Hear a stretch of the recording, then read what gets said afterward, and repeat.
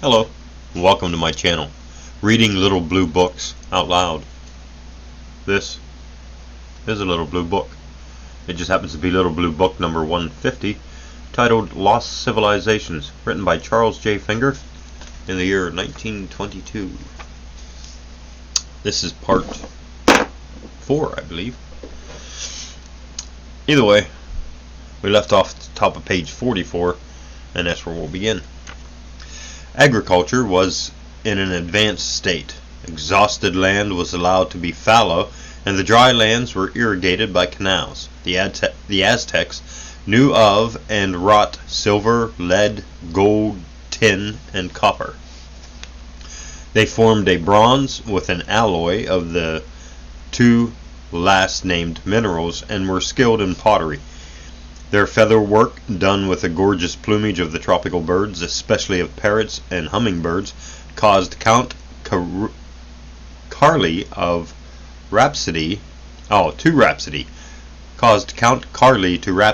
"Never," says he, "did I behold anything so exquisite or for brilliancy and nice gradation of color, and for beauty of design. No European artist could have made such a thing." In the domestic manners there was much that the Spaniards admired.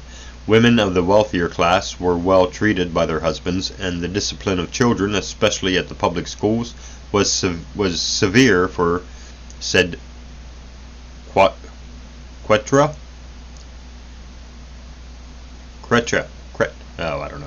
The flowery path of knowledge was well strewn with thorns for the Mexican tyro. At social functions the halls were scented with perfumes and the courts strewn with sweet-smelling herbs and roses. Dinner napkins were in common use. Note this, which I translate word for word from Sahazan, the advice of an Aztec parent, some ancient Chesterfield, to his son. At the beginning of the meal wash hands and mouth, nor take seat at the table until this is done, nor neglect to clean the teeth well. As in all ancient American nations, tobacco was used both in the form of cigars as well as snuff long before Europeans knew of its existence. A form of slavery existed, and the slave class was recruited from several sources: prisoners taken in war, criminals, children who were sold by their parents, and others whose extreme poverty caused them to voluntarily resign their freedom. A slave was allowed to have his own house, to own property, and even to own other slaves, but his children were free. No one could be born in slavery in ancient Mexico. In fact, as with us, refinement and the reverse, wealth and poverty, were in close contact with each other. The Aztec had a system of picture writing which, Humboldt says, exhibited the greatest method and astonishing minuteness. Prescott holds that Humboldt's statement must be received with some qualification, because the Spanish interpreters of the Mendoza Code said that natives to whom a manuscript was submitted were very long in coming to an agreement about the proper significance of it. Still, it is remembered that in our own time, men learned in the law have also at times been very long in coming to an agreement about the proper significance of a sentence. However that may be, it is certain that there was in general use a system of hieroglyphics which served as a sort of stenography, by means of which much was transmitted from generation to generation. What might have been can now never be known, for, as in the sack of Perkin in our own times, conquerors were not slow to trample out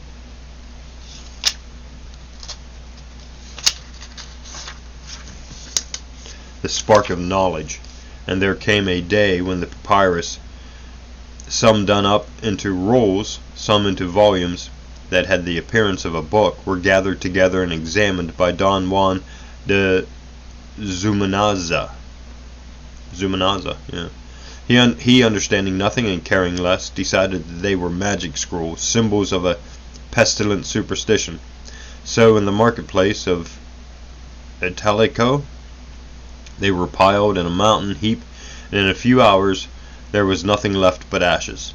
The ignorant soldiery followed suit. Every chart, every picture, every volume was wantonly destroyed. Some that escaped and were carefully hidden were at a later day discovered, and according to Bustamante, were sold as wrapping paper to storekeepers, and 100 years after the conquest the memory of the Aztec language had passed. But the people themselves, what of the Aztecs? It is a sorry tale. It is an old tale, the old and oft-told tale of armed Europeans flinging themselves on the unhappy soil of a new country with all the fury and greed of buccaneers on an unarmed, wrecked ship. It is the old tale of a nation in the van of the scramble to carve out empires. It is the tale of the lust of conquest, of trade greed, of lands to be won by fighting and wealth to be snatched by fraud, strength, wealth, and chicanery. In the shadow of the cross is far too often greed, money-making, plundering of natives. To force a gentle people into some kind of industrial slavery is the real, the constant, the paramount aim. The higher motives alleged are but mere pretenses to cover the nakedness of bare spoliation. To let a single instance of many suffice, I tell then of the massacre of Alvarado, of the Cortez entourage, when, on a day in May, fell the flower of the Aztec nobility. There was an annual festival, the incensing of Huitzilopochtli, and it was held in the courtyard of the Teocalli, the Spanish conquerors having set the place and permitted the meeting on condition that the Aztecs should be unarmed. Picture the scene under the turquoise sky, the color of it and the gaiety, the music and the singing, the flowers and perfumes. You see the Aztecs too. Lacascas says there were 2,000 of them. Others say there were 1,000. But whatever the number, they came in peace. Their most magnificent dresses of featherwork, with graceful mantles decked with precious stones, they wore. Arms, necks, and legs were decorated with circles of gold. There were banners with laughter and music. At a signal, Alvarado and his men with drawn swords rushed on the company, and laughter and joy turned to shrieks and tears. Unprotected, they were cut down where they stood, nor did the bloody butchers show pity or compunction. Those who fled were impaled on the pikes of other hidden Spaniards. The pavement, all rose-strewn, ran with blood, like water in a heavy shower, says Sahagun. And then, like vultures, the soldiers fell on the corpses and rifled them of their jewels. It is indeed with mournful reflection that one closes the pages of this, as of any story of lost civilizations. A nation painfully toils upward, century after century. Zeal, genius, effort is flung. Well, I don't know why there's a comma there. Zeal, genius, effort is flung into the cause of progress, but how tremendous is the waste of effort! How fast do the forces of evil seem to crush our high hopes and neutralize the best promise. Next chapter. Signs of the past. Yesterday in my mail I found a letter dated February 1st, 1922, from the pyramids of Giza, written by my friend Miss Blanche Coates Mathias. This lady is an indefatigable explorer of ancient ruins. She has been to the Celion Temple, to Persia, to Baalbek, and has always seen intelligently. I have been privileged to have her impressions. She tells of the interminable passages in the pyramid, of the Stygian gloom, of the dream of the underworld, of glories turned to gloom. Then, she says, this morning I saw the mummy of Ramses II, and his father, the father, placid, dignified, and his destiny accepted, an idea of spiritual beauty, but Ramses II, an old man, harassed and disquiet. A few wisps of yellow hair, half curled, stood out rebelliously on either side of his shrunken yet bold head. 2 white teeth, an ironic grin, and the strangely half-raised arm which broke through the mummy covering one day. That raised hand commands attention, fascinates with its hypnotic beckoning. That letter brought to mind the researches of Professor Smith, once laughed at, but treated with greater respect in the light of recent discoveries. Before we can give the reader an idea of Professor Smith's remarkable conclusion, it should be stated that an entrance into the Great Pyramid was known even before the Christian era, and it led into a chamber cut into the solid rock exactly under the apex of the pile. The entrance and the chamber to which it led were discovered in 1820, and there were letters found upon the roof which proved that it had been entered by the Romans.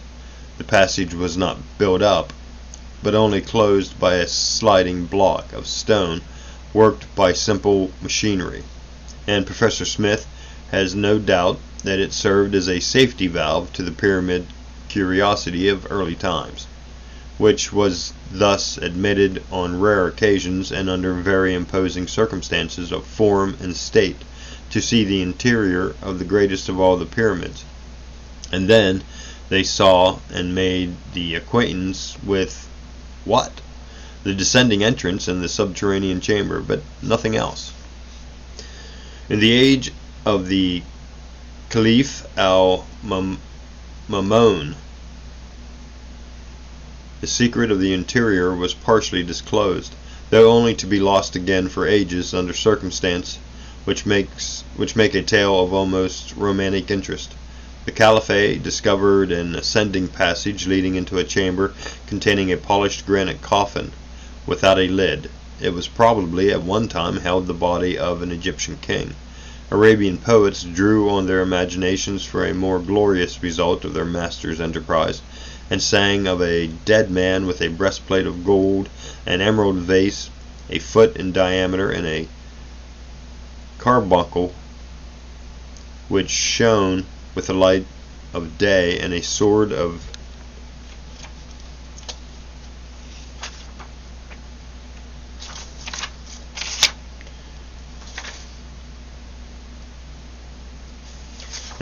inestimable value. Subsequent caliphates showed their practicable application of all this romancing by commencing the work of destruction, and 8 centuries rolled by before the attention of the learned world was once more called to Egypt and its archaeological treasures by the expedition under Bonaparte in 1798. If the mystery of the pyramid is solved, its solution confirms one of the most ancient traditions concerning it. According to Professor Plazzi Smith, it is a stupendous monument of the wisdom of antiquity, and its construction shows an exact knowledge of astronomical science, in some particulars not to be surpassed by the science of our own century. For example, the passage leading from the chamber served as a tube which enabled observations to be made of the then pole star at its lower culmination about the year 2500 BC, and a parallel passage leading from the chamber is supposed to have existed, commanding the star in its upper culmination. Pliny states, in agreement with Herodotus, that the Great Pyramid was 20 years in building and that 366,000 men were employed in the work. That, however, it is only tradition, As in the case of the monolithic gateway in Peru, we are at a loss to guess by what means not only the pyramids but other great structures of ancient times were built. Consider Stonehenge, or on Salisbury Plain, for example, that wonderful monument of a prehistoric age, and it is in itself a problem. Why was it built? How was it built? By whom was it built? The questions cannot be answered now. The upright stones taper a little towards the top and show from the slight grooves made to receive the imposts that the mortises have been scooped out by tools, and then the weight.